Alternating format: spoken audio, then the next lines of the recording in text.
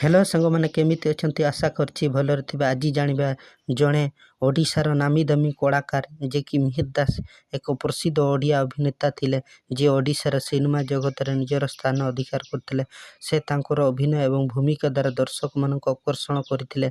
मिहिर दास जन्म 1959 मसीहार मयूरभंज जिल्ला ठारे होइतिला। से छोट बेलरू अभिनय रे आग्रही थिले एवं तांकर सरल जीवन यापन आरंभ करी जीवन रे बड़ सफल पाइथिले। मिहिर दास निज जीवन अभिनय को आरंभ करथिले। मिहिर दास तांकर कार्यक्षेत्र अनेक उत्कृष्ट अभिनय करथिले एवं अनेक सफल प्रसिद्ध चलचित्र अभिनय करथिले। तांकर अभिनय विभिन्न प्रासंगिक बहुत आलोचित। तांकर चलचित्र गुड़िक मध्य दर्शक मानक हृदय छुई पारिथिला।